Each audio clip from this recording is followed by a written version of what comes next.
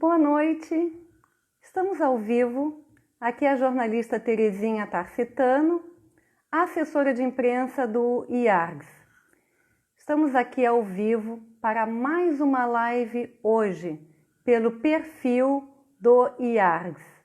Sejam todos muito bem-vindos para esta nova live do IARGS. A diretoria do IARGS, por meio da presidente Sulamita Santos Cabral, saúda todos os participantes desta live e hoje em especial ao Dr. Alexandre Triquez, que nos vai dar a honra pela sua palavra hoje, que já está inclusive aqui com a gente. A diretoria agradece também a Ana Amélia Prates, que é diretora de integração do IAR. Toda terça e quinta tem me dado a honra de fazer as mediações das lives. A diretoria agradece também a toda a equipe do IARGS que tem nos prestado ajuda. Seja bem-vindo, doutor Alexandre, a mais esta live. Obrigado, boa noite. Boa noite, boa noite. Eu estava aqui lembrando a todos que o IARGS está com uma plataforma 100% online.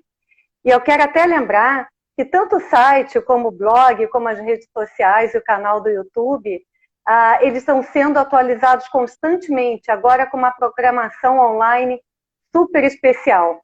E todas essas lives e as videopalestras estão sendo postadas no nosso canal do YouTube.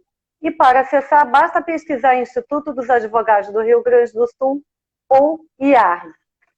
E, doutor Alexandre, só para a doutora Sulamita pediu que eu pudesse falar sobre as inovações do IARGS. Estamos com 6 inovações. Em primeiro lugar, nós temos as videopalestras do Grupo de Estudo de Direito de Família, que acontecem todas as terças-feiras. São postadas no canal do YouTube e, posteriormente, no blog e no site. Temos também as videopalestras do Grupo de Estudos de Direito Tributário, que são postadas todas as quartas-feiras, alternadas, sempre um tema diferente, e sempre buscando a questão da pandemia. E hoje foi inaugurado, reeditado, o Grupo de Estudos Temas Jurídicos Atuais, e foi com a doutora Maria Isabel Pereira da Costa, que já está também no nosso canal do YouTube.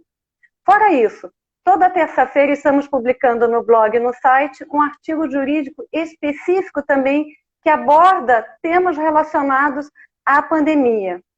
Às segunda-feiras, sempre temos um comentário relacionado ao livro do IARGS, 93 anos. Toda segunda-feira também postamos. E fora isso, temos as nossas lives aqui todas as terças-feiras, que eu e a colega Ana Amélia Prates estamos aqui mediando. Agora, então, de novo, doutor Alexandre Triquez, boa noite. O assunto que falaremos hoje aqui é bem instigante, né? Doutor Alexandre Triquez, ele é vice-presidente do Instituto Brasileiro de Direito Previdenciário. E hoje ele vai abordar o tema: a importância da proteção previdenciária para a classe 2 advogados. Reflexões pós-pandemia.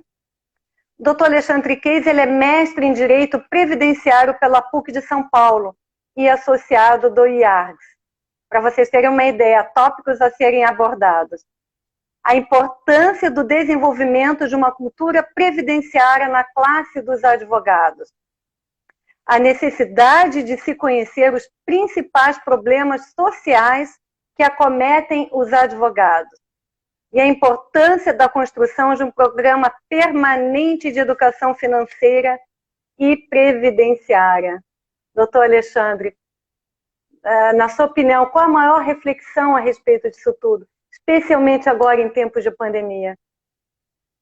Tá ótimo, Terezinha. Então, primeiramente, uma boa noite para ti. É um prazer estar contigo aqui nessa live do IARGS. Quero cumprimentar a doutora Sulamita, nossa presidente do IARGS, querida colega e amiga.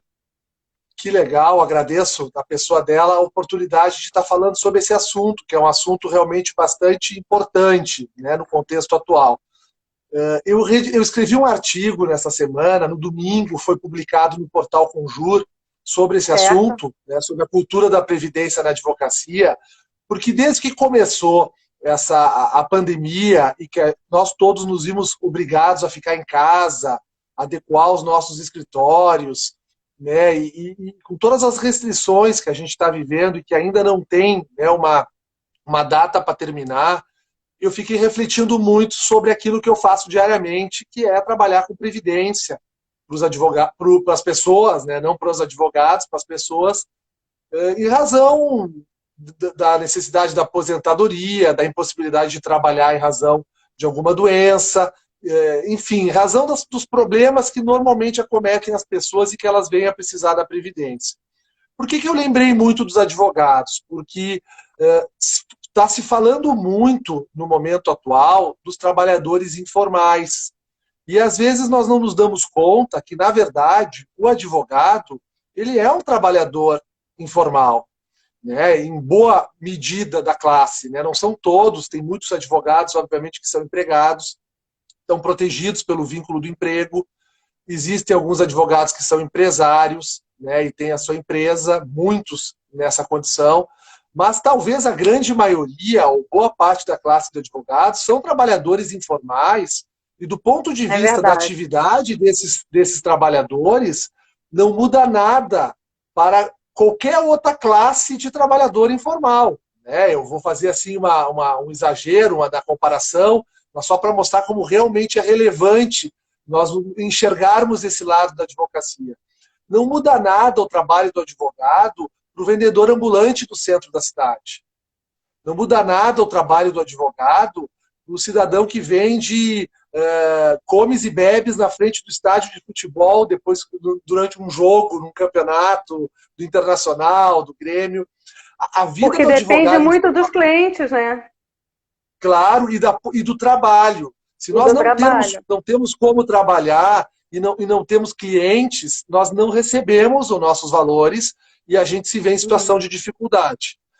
Por que eu faço essa reflexão? A pandemia, ela surge com muita força, ela é um fato novo no mundo todo, né, e do ponto de vista global, porque existem outros riscos globais que a gente já tem no mundo, como, por exemplo, o terrorismo, os próprios desastres ambientais, mas até então eles não, tirando a questão lá de Brumadinho, o problema que nós tivemos em Minas Gerais mais de uma ocasião, o terrorismo, por exemplo, é um problema que não chegou ao Brasil e tomara que nunca chegue, é um problema de outros países, mas esses problemas globais, eles realmente colocam em xeque qualquer possibilidade de exercer o trabalho e dificultam o ganha-pão desses trabalhadores informais. Por isso que o governo federal lançou o auxílio emergencial justamente para os informais. E eu começo o meu artigo, Terezinha, provocando, bem provocador, eu digo assim, desses milhões de pessoas, dessas milhões de pessoas que postularam o auxílio emergencial de R$600 por 3 meses na Caixa Econômica Federal, quantos são advogados? Esse é um dado interessante, certamente tem advogados ali.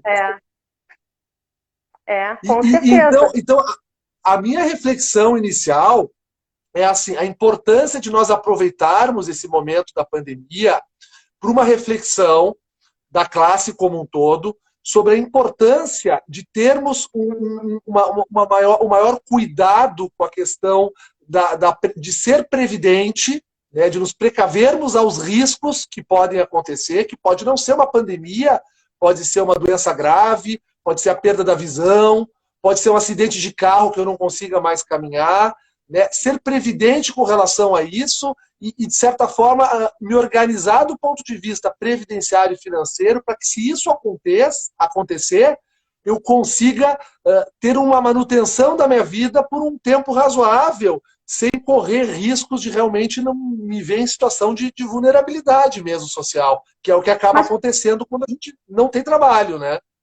Mas como que a gente vai tomar conhecimento desses aspectos sociais dos advogados? Como é que isso pode chegar? Como é que você pode ter conhecimento disso? No artigo, Terezinha, eu defendo da seguinte forma. Eu acho que existe uma preocupação individual de cada um, obviamente. Né? Cada um tem que ter a sua preocupação, né? Aquela coisa da formiguinha mesmo, de nos momentos de bonança investir, guardar dinheiro, contribuir para a Previdência. Mas eu defendo no artigo que a classe, quando eu falo na classe, obviamente que eu falo nas entidades que representam a classe. Então eu falo, sim, em Ordem dos Advogados do Brasil, né, a nível nacional, obviamente, a importância de talvez, dentro da nossa entidade, esse assunto ser discutido com uma maior importância, porque ele já é discutido hoje dentro da ordem, já há essa preocupação dentro da ordem, mas a gente sabe que o nível de desproteção ele ainda é grande, tanto na previdência a pública, que é a do INSS, quanto na complementar, que é a da OBPrev. A nível de INSS, tem muitos advogados que não pagam a previdência, ainda e não fazem isso de forma dolosa, não pagam porque têm a impressão de que eles não têm a obrigatoriedade de pagar, que é um ato facultativo, só se quiser pagar, e muitos que pagam têm uma ideia de que podem pagar sobre uma base de cálculo que melhor lhe aprover, que melhor ficar para daquele mês. Enquanto que a gente sabe que existe uma alíquota e a base de cálculo é o que foi oferido de rendimentos do mês anterior. E aí, em razão disso, o que acaba acontecendo? No momento que esses advogados se veem em situação de necessidade, eles não podem contar com a Previdência, e se contam com ela é com valor de salário mínimo, porque não tiveram a preocupação de pagá-la no nível que realmente era a remuneração, e muitas vezes, se não estão na Previdência Complementar, no caso o OBPrev, também ficam desprotegidos do nosso fundo de pensão, que foi pensado para os advogados, né? Então, eu defendo no artigo que a gente precisa, sim, após essa pandemia, discutir isso nos conselhos, né? Eu quero levar isso ao conselho, né?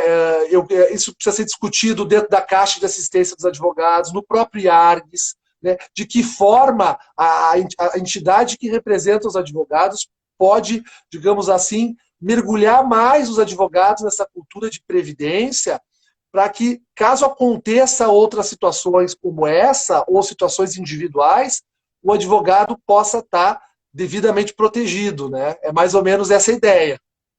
E como se poderia implementar essa cultura previdenciária? Qual seria a forma? Pois então, olha só, eu acho que o primeiro aspecto importante com relação a essa cultura previdenciária seria a realização dentro da entidade, tá? Na minha visão, dentro da entidade, de uma pesquisa que, salvo o melhor juízo, não existe, eu pelo menos desconheço, não conheço essa pesquisa. Nós precisaríamos fazer uma pesquisa sobre tudo que envolve a vida do advogado, do ponto de vista social.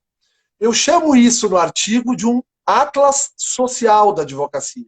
Um atlas social, porque a gente precisa ter estatística. Por exemplo, qual é a expectativa de vida do advogado homem? Qual é a expectativa de vida da advogada mulher? Quais são as doenças que mais acometem advogados? Quantos advogados nós temos com morte precoce? Quais são os problemas mentais que mais acometem o advogado? Quais são quantos advogados morrem assassinados por ano, perdem a vida, independente de ser no exercício da profissão, porque o fato de perder a vida num assassinato é importante para a Previdência, porque a família fica desprotegida de uma hora para outra e a pensão por morte precisa existir de forma imediata para poder cobrir a necessidade da família, né, desse advogado que veio a falecer. Nós precisamos saber a raça desses advogados, todos os aspectos sociais. É uma grande pesquisa, exatamente. Já temos aqui alguns comentários, doutor Alexandre. A doutora Ana Amélia colocou: precisamos efetivar essa mudança social. Também um outro comentário, que essa questão poderia ter sido matéria de universidade. Exatamente, a doutora Ana Amélia refere muito bem. A gente não estuda isso na universidade, né? Agora está começando a mudar essa cultura, né? Mas porque a Previdência cresceu muito, o direito previdenciário cresceu muito, mas realmente é uma mudança de cultura, né? É uma mudança de cultura que precisa ser efetivada. Então eu acho que a primeira coisa, para a gente poder trabalhar isso, a gente precisa ter a pesquisa, porque senão tudo que for dito vai ser dito pelo não dito, porque a classe dos advogados ela é irresponsável na contribuição. Eu estou correndo risco se eu disser isso, porque eu não tenho a certeza disso. Eu tenho uma certeza minha, pessoal, um feeling como especialista na área, né, na condição de presidente da comissão por 2 gestões, eu convivi muito com a classe, hoje lá no conselho, há um desconhecimento geral e há uma pouca preocupação em alguns aspectos. Agora, obviamente, para me mover a entidade, para me mover a OAB nesse assunto, eu preciso ter dados concretos, né? Quais são as doenças que os advogados têm, expectativa de vida, e aí, em cima disso, né, montar um grupo para poder discutir um programa de educação financeira e previdenciária da entidade. Essa seria a ideia, né? Essa é a ideia que eu proponho no artigo. E como seria feita essa pesquisa? Essa pesquisa, ela vai ter que ser uma pesquisa feita pelas comissões, que normalmente são, né, as comissões da ordem tem, né, a comissão da mulher, aí tem a comissão de direitos humanos, a comissão da previdência. Eu acho que teria que ser feito um grupo dentro da ordem, né, fundamental a Caixa de Assistência dos Advogados, porque certamente boa parte desses dados a Caixa de Assistência possui. A Caixa de Assistência é o nosso fundo, né, assistencial e previdenciário por natureza. Ele só não tem a robustez para cobrir esses riscos sociais por tanto tempo, de uma forma assim como a gente está conversando agora aqui. Então, claro, tudo deve passar pela Caixa de Assistência e elaborar quais são, né, o que a gente precisa saber do ponto de vista social dos advogados, elaborar e construir o Atlas Social da Advocacia, que precisará ser renovado de anos em anos, porque o mundo vai mudando, né? Qual é a média de filhos que os advogados possuem, né? 1 filho, 2 filhos, 3, isso é fundamental para a gente poder falar numa proteção no caso da morte do advogado. Para quem está entrando agora, doutor Alexandre, o que é este Atlas? Explica melhor, por favor. O Atlas seria justamente isso, seria a construção desses dados todos, né? E para que a gente possa ter isso, o raio-x, né? E aí, lógico, com esse Atlas em mãos, é possível depurar esses dados todos e pensar no que eu defendo, um programa de educação financeira e previdenciária, né? E isso deve acontecer desde o momento que o advogado recebe a credencial no ato solene na OAB. Isso vai acontecer desde aquele momento que ele recebe a credencial e vai passar por toda a vida dele perante a ordem, né? A ordem teria esse papel, né, de trabalhar do ponto de vista da conscientização e talvez até alguma outra medida, que não só a conscientização, alguma medida mais firme, assim, no sentido de tutelar a previdência do advogado. Existem alguns mitos relacionados a esse tema? Quais seriam eles? Os mitos que existem é uma desinformação sobre o fato de que o advogado ele é um contribuinte obrigatório da Previdência Básica, né? Então ele precisa, né? Existem 2 mitos. Muito boa a tua pergunta. Assim, eu classificaria 2 grandes mitos. O primeiro, o advogado tem um mito de que ele não é obrigado a contribuir para o INSS, né? Então ele faz o informal, principalmente, o autônomo, que é o que tem que comprar o carnê, fazer a inscrição, pagar, depende do ato dele, ele muitas vezes deixa essa obrigação previdenciária para último plano, né? Porque não é o mais importante para ele naquele momento. E aí, Terezinha, tem um ponto muito importante. Ao agir desta forma, o advogado se torna um devedor da Previdência. Porque cada mês que eu exerço a atividade, recebo remuneração e deixo de verter a contribuição, eu me torno um devedor. E isso é um aspecto muito importante, que a entidade dos advogados também tem que se preocupar. Porque qual é o passivo tributário que hoje os advogados possuem perante a Previdência? Eu falo no sentido global, de calcular todos os advogados que estão exercendo a profissão e não estão recolhendo corretamente, muito provavelmente haja um passivo importante, né, na entidade. E isso é ruim, até mesmo agora, quando foram reformar a Previdência, um dos discursos que a gente utilizou com muita força, mesmo dentro da OAB, na Comissão de Previdência, é, tem que cobrar os devedores. O dinheiro está faltando para os devedores. Claro, existem grandes devedores, grandes empresas que não dá nem para comparar. Agora, o Atlas vai poder me definir quantos estão pagando. Será que não há um passivo tributário importante por parte dos advogados em razão de não estarem pagando? Então, esse seria o primeiro mito. O segundo mito que eu constato na advocacia é que colocar o dinheiro na previdência da OBPrev, na previdência privada, é arriscado e não vai se receber benefício nenhum.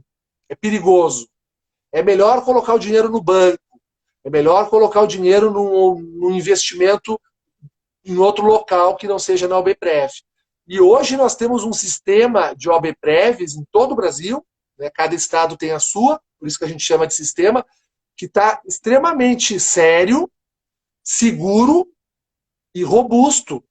Só que sim, o Brasil tem uma cultura de medo da previdência privada, porque nós temos um histórico de problemas, desde os antigos Montepios, que as pessoas colocavam o dinheiro e na hora de pagar o benefício não havia se cuidado bem dos valores, os valores eram muito baixos ou às vezes nem vinham.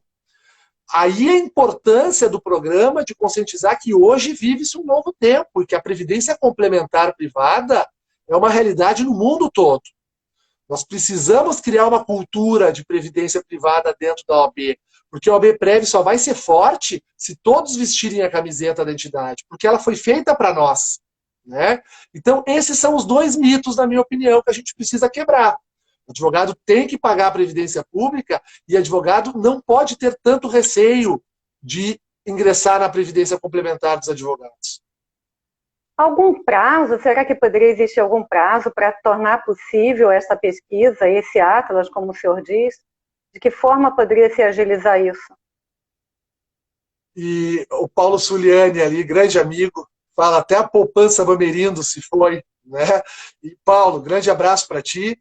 E é bem isso, na verdade o que o Paulo colocou, Terezinha, é bem emblemático, né? Já vou responder a tua pergunta, mas as pessoas têm medo, né? As pessoas têm medo. Eu lembro da antiga CAPEM, grandes planos de previdência, né?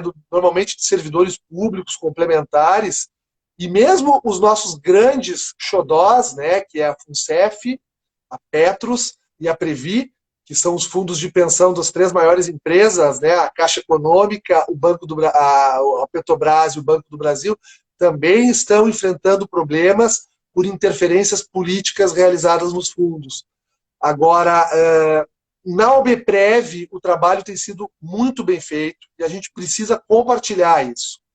Mas com relação à tua pergunta, eu entendo que esse assunto ele precisa primeiramente ser debatido, né, nos conselhos, talvez do Conselho Federal, da Ordem, né, através da comissão, tem uma Comissão Nacional de Previdência, lá em Brasília, né, e logicamente que ele pode ser fomentado também nos conselhos seccionais e nas comissões de previdência estaduais.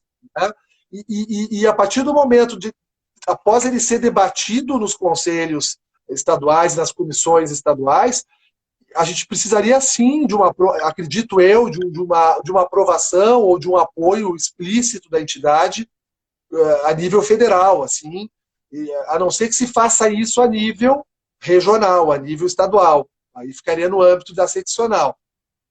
E aí caberia à diretoria nomear um grupo de trabalho, né, de especialistas nas mais diversas áreas, porque o tema envolve muitas áreas, né?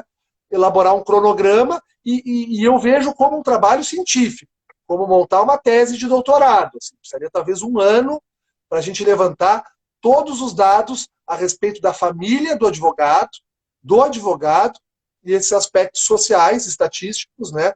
Por que isso? Para a gente entender quais são, né, as maiores necessidades. A caixa de assistência ela tem muitas informações, porque não são raras as situações, Terezinha, em que o advogado vem a falecer com uma certa idade, tá?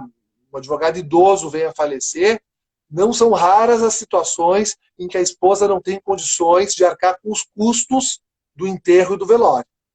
E que a Caixa precisa, né, faz um pedido, a Caixa cumpre esse papel muito bem, ela vai lá e auxilia aquela família, porque realmente... E aí você vai olhar a biografia desse advogado que faleceu, e ele foi um brilhante advogado, com 40, 50 anos de idade, ele tinha uma condição de vida maravilhosa, casa na praia, casa aqui, casa ali, condição financeira boa, mas a falta de cultura de previdência fez com que ele não pensasse que a partir de uma certa idade ele não ia conseguir mais manter aquele padrão de vida. De fato, acontece um problema lá na frente. O que o senhor acha que pode acontecer a partir desta pandemia, de toda essa experiência, em relação mais aos advogados que trabalham por conta própria? O que pode mudar em termos dessa cultura que o senhor mencionou? Dos advogados, Terezinha, isso. Eu acho que para nós da área da Previdência, a grande análise que a gente está fazendo desse momento é porque esse momento mostra uma tendência nova, né? Uma tendência nova. Qual é a tendência nova? Os riscos das pessoas, até pouco tempo atrás, né? Os riscos que as pessoas sofriam eram riscos mais individuais. Então eu tinha muito advogado que poderia perder a visão, o cidadão poderia ter um problema de saúde e não mais trabalhar, uma doença grave, né? A própria maternidade das mulheres, aí o salário maternidade supre a ausência, né? Enquanto estão os primeiros meses de vida da criança. A previdência no mundo todo ela foi construída numa ótica de riscos individuais, porque era a tendência da época da sociedade industrial, lá atrás, né? Com a globalização e com a mudança que passa a ocorrer no mundo de 20, 30 anos para cá, e isso vem agudizando, vem aumentando, os riscos passam a ser globais, né? E aí eu falo do terrorismo, as pandemias, que é um risco novo para nós aqui, né? Os desastres ambientais. Então, além de todas essas questões individuais, a gente passa a conviver com problemas que são universais e a gente viu, não foram 10 dias, o mundo todo contaminou com a Covid-19. A mostrar que a gente vai pagar um preço muito caro agora, porque dependendo do que o presidente diz aqui, se ele apoiou o presidente de lá, e o presidente de lá é contra uma determinada situação de lá, o grupo terrorista de lá é capaz de explodir uma bomba no presidente aqui.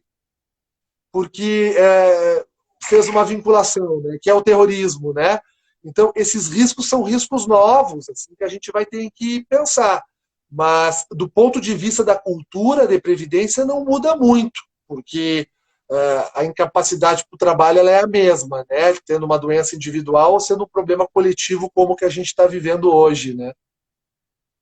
E que mensagem que o senhor poderia dar para tantos advogados agora que estão nos vendo e tantos outros que vão ver esse vídeo depois no nosso canal do YouTube? O que o senhor poderia dizer para eles, especificamente em relação ao tema hoje da sua live? Tá ótimo. Eu vou, antes até que faz parte do que eu gostaria de dizer para eles, eu vou fazer uma menção, Terezinha, a um outro ponto do artigo que eu escrevi com muito carinho e pensando em mim, né? Em mim, porque eu não sou uma pessoa previdente, nós não somos, nenhum de nós é previdente o bastante quando não há uma cultura de previdência. Isso que é muito importante aqui, né? Nenhum de nós é previdente o bastante. A gente pode calcular o nível de previdência pelo número de meses que eu posso ficar em casa parado, não trabalhar e conseguir alimentar minha família. Verdade. É verdade. Uns podem ficar 1 ano, outros podem ficar 2, outros podem ficar 20 dias, né? Mas na prática uma cultura de previdência vai muito além disso, né? Tem um ponto do artigo que eu defendo, que foi talvez o que gerou maior, não é polêmica, mas que os colegas comentaram, não, mas não pode isso, Alexandre. Está defendendo uma coisa que não pode. Quando eu falei que talvez nós devêssemos pensar na vinculação automática com a BPREV quando o advogado entra na ordem. Quando ele passa no exame da ordem e o presidente entrega a credencial da OAB para ele, a possibilidade de ele se vincular automaticamente ao BPREV. Estou falando isso agora porque eu sei do seleto público que está assistindo e acho importante eu divulgar isso porque as ideias têm que correr, né? E o que eu quis dizer ali com a ideia da filiação automática ao BPREV? Claro que não é a ordem obrigar o advogado a começar a pagar o BPREV, porque a previdência complementar ela não é obrigatória. Entra quem quer. Eu sou obrigado a pagar o INSS. O complementar paga quem quer. Mas quando eu falo, eu uso no artigo o termo compulsoriedade da filiação.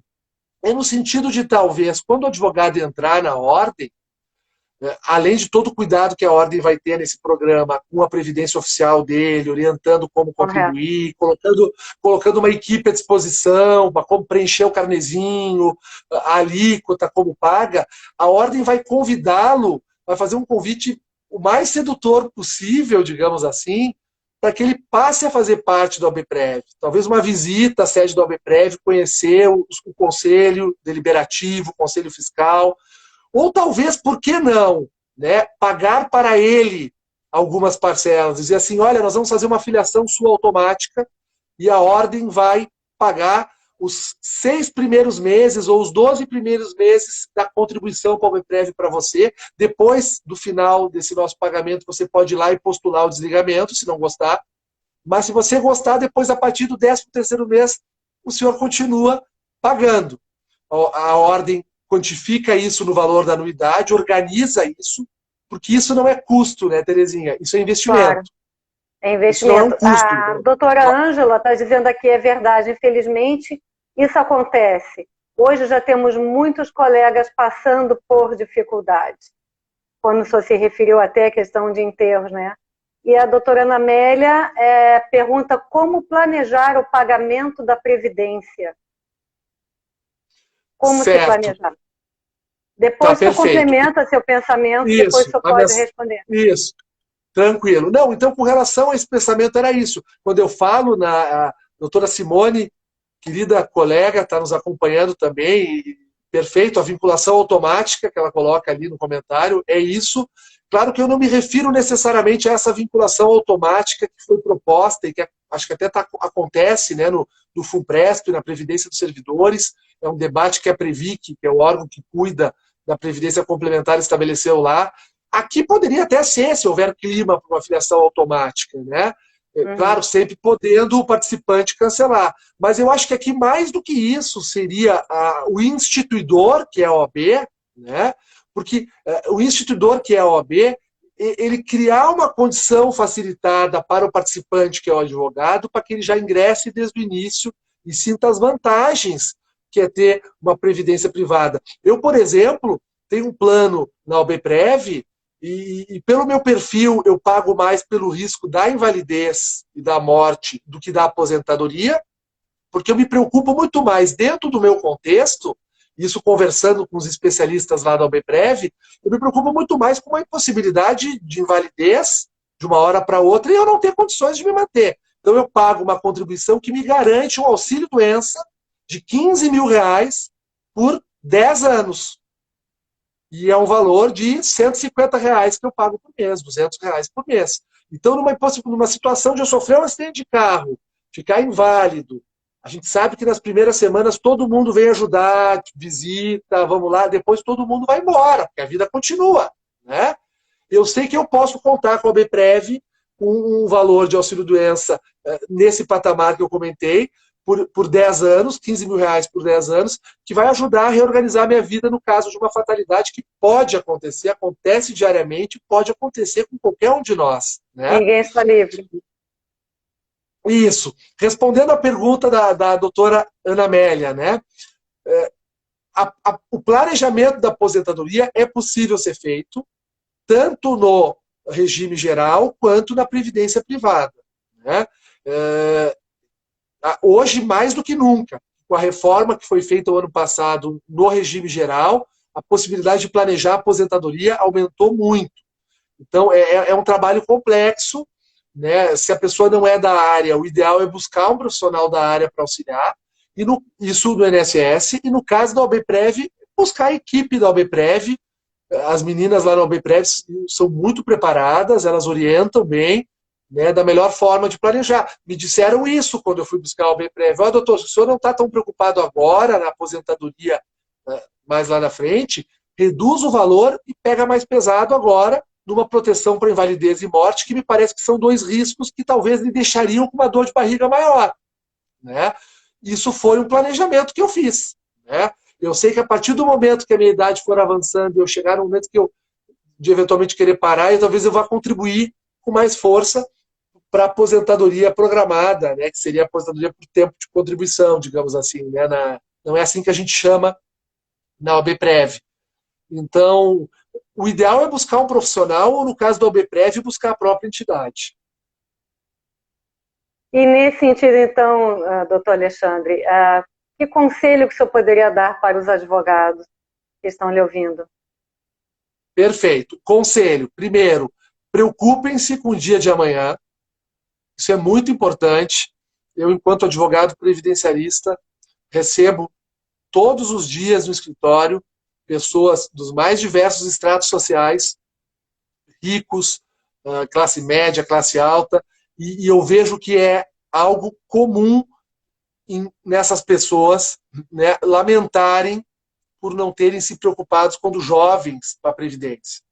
Então, o mais importante, Previdência, quanto mais jovem, menos eu vou sofrer com o tempo de contribuição, ou melhor vai ser o meu benefício. Essa é a regra. Quanto mais tarde entrar na Previdência, mais difícil vai ser receber um bom benefício, porque Previdência é aporte, é o pagamento. Então, procurem se preocupar o mais cedo possível, se informem no site do INSS nas formas de contribuição se forem autônomos, né, porque daí precisam comprar o carnê, paguem todos os meses até o dia 15 o seu carnê, e liguem para o OABPREV e conheçam o trabalho do OABPREV. Eu, inclusive, faço parte, né, eu integro o Conselho Deliberativo do OABPREV, então eu sou testemunha, acima de tudo, assim, do que vejo lá. É um trabalho muito sério, que é feito por todos, né, o nosso presidente, Dr. Jorge Fara, leva a OABPREV é conduzida com muita seriedade, conheça a OABPREV e comecem a ter a cultura da previdência complementar, porque ela pode ser muito importante, e a gente tem um órgão que é só nosso, que no caso é a OABPREV, né? Então esse é o conselho que eu daria. Especialmente nesse período relacionado à pandemia, doutor Alexandre? Sim, com certeza. Qual a sua opinião? Especialmente nesse momento. Com relação a pandemia.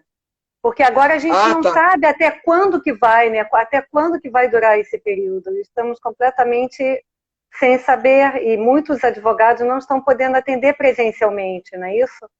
E exatamente. o que dificulta bastante. Aí essa questão também relacionada a recebimento, a salário, pagamentos de clientes, tudo fica um pouco confuso também, não é? Com certeza. Bom, aqueles que estão protegidos, aqueles que estão pagando a sua previdência, exato, numa eventual impossibilidade de trabalhar, podem postular o benefício de auxílio-doença junto ao INSS, né? E para receber o auxílio-doença pelo período em que não podem trabalhar, né?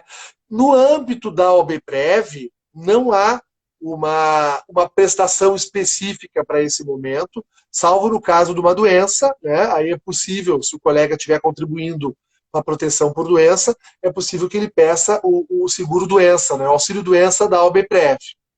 Claro, Terezinha, que tudo que eu estou falando, que nós estamos falando aqui hoje, eu e tu, vai pressupor uma mudança radical daqui para frente. Então, muito provavelmente a gente vai ter até outros tipos de prestações da Previdência daqui para frente, principalmente na privada, para situações como a que atualmente a gente está vivendo, né? Mas hoje, realmente, o caminho seria os benefícios por doença, né? Impossibilidade de trabalhar, né? A necessidade de ficar isolado, né? Isso é considerado também uma doença. Tem até um CID, uma classificação internacional de doenças para isso, né? E a possibilidade de postular o auxílio-doença ou a proteção de doença da Previdência complementar. E detalhe importante, quando eu falo, Terezinha, num programa de educação previdenciária, eu também falo num programa de educação financeira. Então, se houver uma preocupação com a aplicação de recursos, né, com investimento de recursos, fundos para advocacia, nos casos dessas calamidades que podem vir a acontecer em outro momento no futuro, né, não há dúvida que a possibilidade até de resgatar esses valores para poder usufruir agora no momento da necessidade. Porque a gente fala em previdência, a gente não está falando apenas em INSS e OABPREV. Ser previdente é guardar dinheiro hoje para ter amanhã. O que eu defendo é que a nossa entidade poderia sim nos auxiliar nessa cultura, né? A gente se preocupa muito com a vida dos nossos clientes e muitas vezes não se preocupa com a própria vida do advogado, né? E eu entendo que É isso é verdade. papel da entidade, sim, essa conscientização. A doutora Ângela aqui deu um exemplo de uma advogada de 65 anos que sempre advogou, mas nunca contribuiu para o INSS. O que o Eu senhor pode conheço dizer a respeito?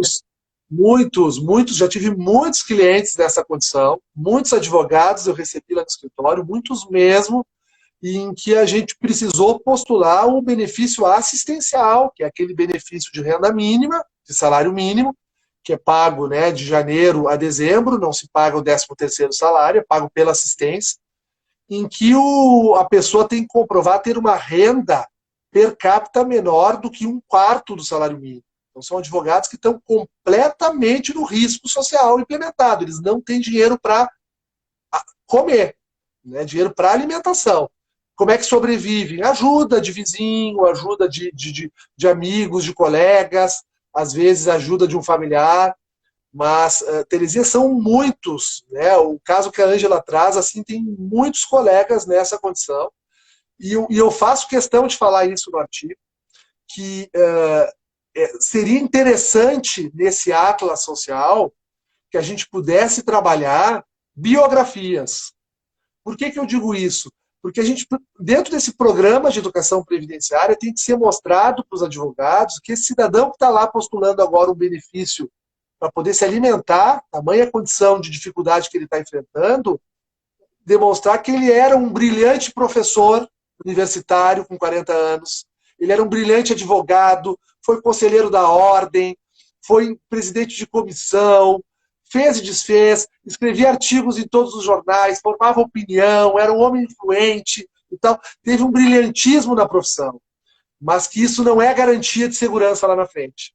Por isso a importância de trabalhar as biografias dessas pessoas, a gente entender esses casos crônicos que talvez a Caixa de Assistência possua, dessas pessoas que pedem socorro social, né, para a entidade, para demonstrar que realmente assim a vida ela é muito muito tênue, né? Ela é muito, É verdade. a gente sabe, é mais ou menos isso. Só queria relembrar, o senhor falou no início que teve um artigo seu publicado no Consultor Jurídico, não é isso? Que fala sobre o tema dessa sua live de hoje. Está no Consultor. Qual o tema, o nome do artigo? Se alguém quiser procurar para ler. Isso. Acessando o site do portal Conjur, que todos conhecem, né, o nosso maior portal jurídico do Brasil, basta colocar ali, o título é Advogados precisam ter cultura de previdência. Mas se colocar pelo meu nome, Alexandre Triquez, o CH Triquez, aparece ali nos artigos que eu já escrevi no portal Conjur, e o último vai ser esse. Os advogados precisam ter cultura de previdência. Uma provocação que eu trago para mim mesmo e para todos os meus colegas no momento da pandemia. Perfeito, doutor. E alguma mensagem mais que o senhor queira dar para todos que estão nos assistindo? Eu deixo, Terezinha, eu primeiro parabenizo o teu trabalho, tá? Que eu acompanho já há muito tempo no IARGS, a iniciativa da live, e fantástico, né? Eu tenho dito isso em todos os lugares que eu tenho participado de lives, eu tenho dito, né? Precisou uma pandemia, um vírus, para que nós nos aproximássemos mais, porque as lives estão permitindo, né? E olha o IARGS, que bacana, a gente está tendo uma movimentação maravilhosa, e não é só o IARGS, são todas as entidades que estão se redescobrindo, né, de dentro de casa, sem precisar deixar a família longe. Então, primeiro, parabenizar o teu trabalho, parabenizar a doutora Sulamita, né, que é a presidente do Instituto e que está por detrás disso tudo, e deixar um beijo em todos que estão acompanhando.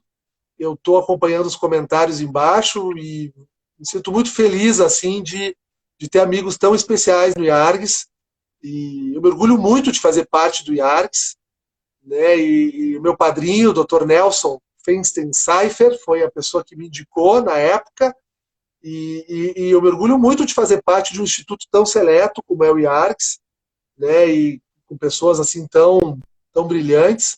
Então eu deixo um beijo a todos e agradeço pela oportunidade. Muito obrigada pela sua participação. Um grande abraço e a sua live estará amanhã já postada no canal do YouTube do IARGS, tá bem? Quem quiser pesquisar é só colocar o nome IARGS ou Instituto dos Advogados do Rio Grande do Sul. Muito obrigada, doutor. Uma boa noite para o senhor. Uma boa noite, Terezinha. Obrigado. Eu que agradeço a oportunidade. Com certeza. Obrigada. Uma boa noite. Boa noite. Então, gente, mais uma live do IARGS. Eu tenho feito junto com a minha colega Ana Amélia Prati, que é diretora de integração do IARGS. Todas as terças e quintas, e às vezes a gente faz alguma extra. Quero lembrar que estamos com uma plataforma totalmente online, com videopalestras de grupos de estudos, de direito de família, de direito tributário e temas jurídicos atuais. E hoje fizemos uma inauguração de temas jurídicos atuais com a palestra da doutora Maria Isabel Pereira da Costa. Para nos localizar, basta colocar no canal do YouTube IARGS ou Instituto dos Advogados do Rio Grande do Sul.